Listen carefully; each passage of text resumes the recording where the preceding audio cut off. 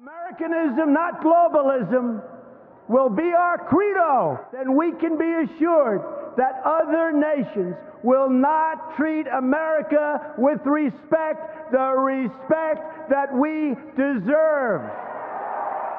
What is up, people of the internet? It is me, Real American Politics, back in with a new video, and today it is time we do a final deep dive of the Nebraska and West Virginia primaries that is happening tonight.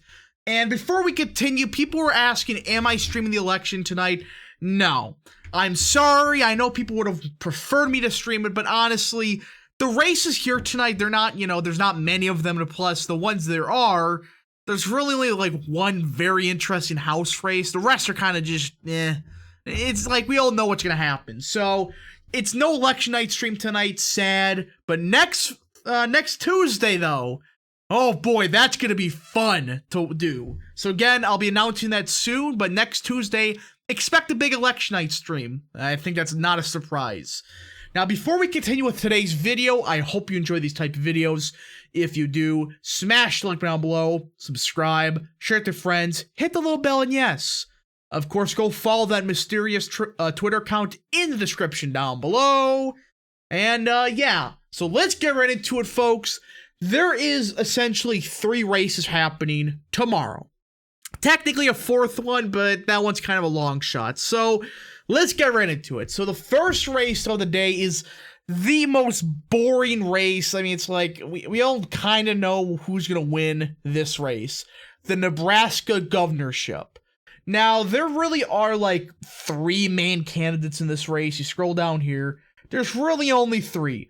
Charles Herbster, Brett Lindstrom, and Jim Pillon. Jim Pillon? Pillon? Whatever you want to call him. But yeah, there really is 3 candidates here.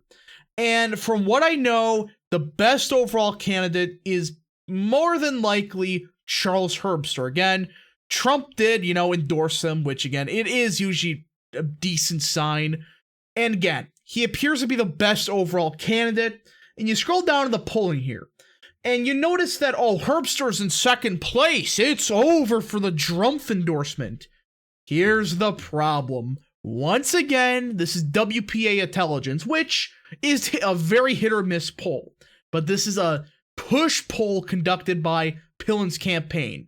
That's why I'm saying, okay, it's getting quite clear that if they're pushing out push polls, in a race that's kind of obvious who's going to win, this probably is going to be a blowout tonight. So I do think Charles Herbster is going to be the next governor of the great state of Nebraska. Again, this is not really a intriguing race. I mean, it's like 3 generic conservatives. Who's the best? It appears to be Charles Herbster. But again, it doesn't appear there's any bad candidates here. It's just they're all bland. They're meh. It's like, this is Nebraska. I wish there was like some America First based conservative, but there really isn't. So yeah, it appears though Charles Herbster is more than likely going to win this race. Either way, they're the next governor of Nebraska. I mean, this is Nebraska we're talking about. But yeah, Charles Herbster I project is going to win this race. Probably by at least 4 or 5 points. So yeah, as of now, that's that for the Nebraska governorship. It was one race. It's the most boring of them all. It's like, who cares who wins this? So yeah.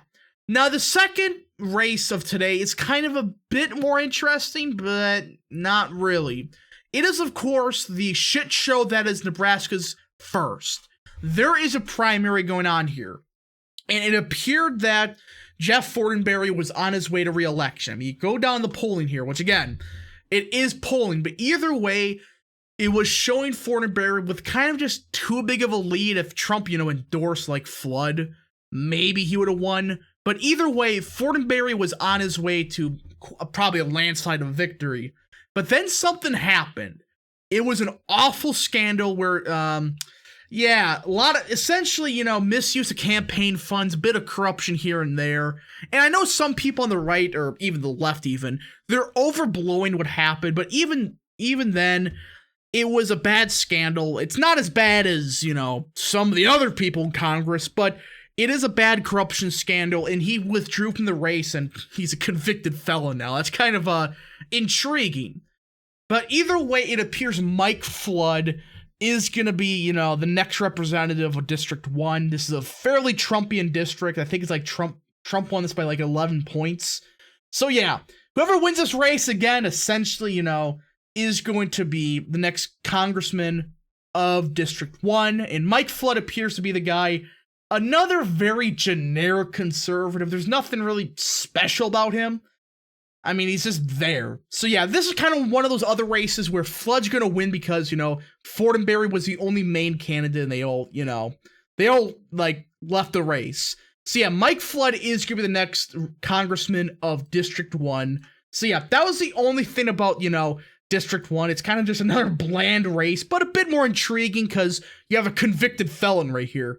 Which again, compared to what other people in Congress have done, it's not as extreme, but still it is corruption. It's pretty nasty, Now, the only other race in, you know, Nebraska that I'm even talking about is District 2.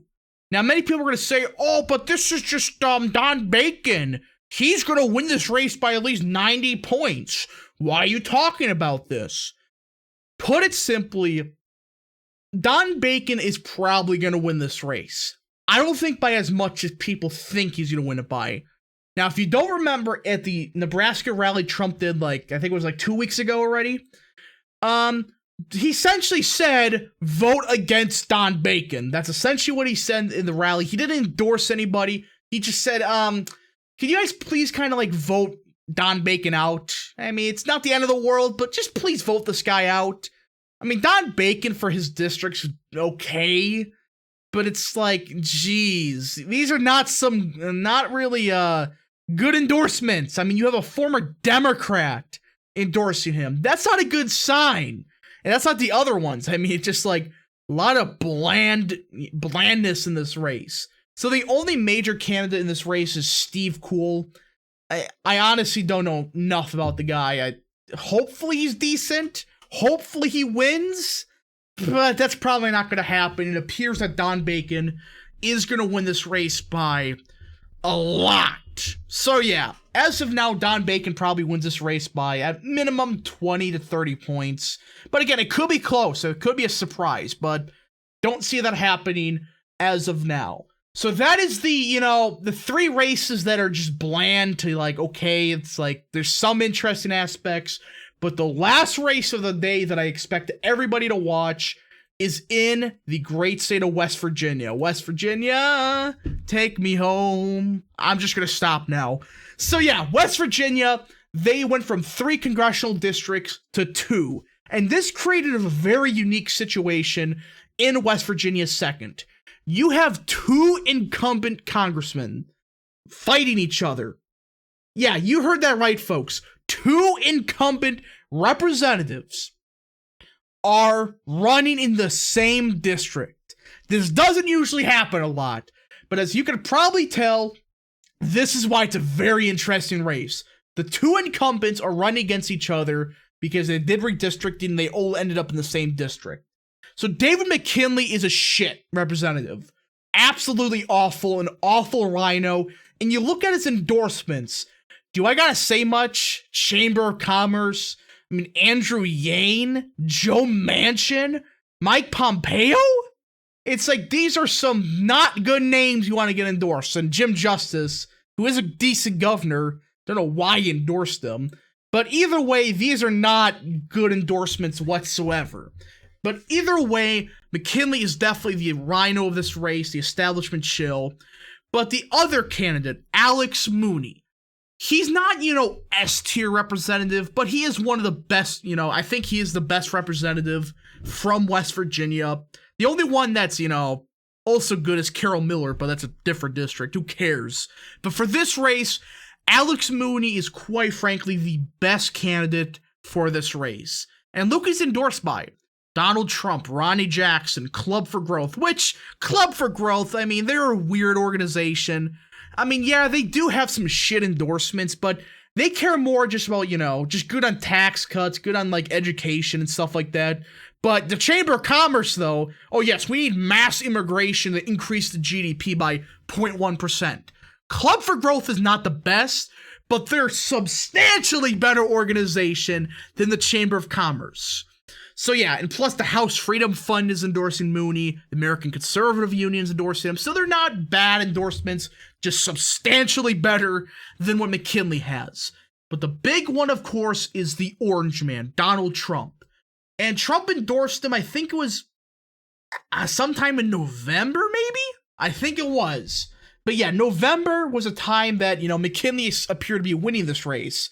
But ever since then, Mooney has been running a decent campaign, and well, he's almost at 50% of the vote. McKinley's only at 33%. So it appears that Mooney is going to win this race easily, and that's a huge W. This guy sucks. McKinley does. Off on the issues, he's a shill for immigration, just a shit representative in general. So the question is this. How does it affect this map here? All right, this map, we all know, I'm starting to use this more. How does it affect it? So this is the map of the states before the primaries. And you see there really is essentially, 3 districts that really matter. Nebraska's second, Nebraska's first, and West Virginia's second. These are the only 3 districts that, really matter for this race. So what's going to change? Well, based on my current predictions, this appears to be what's happening. In Nebraska's first, you're going to go from a rhino, I mean, that guy sucked, even without the corruption stuff, he was just awful, to a generic conservative.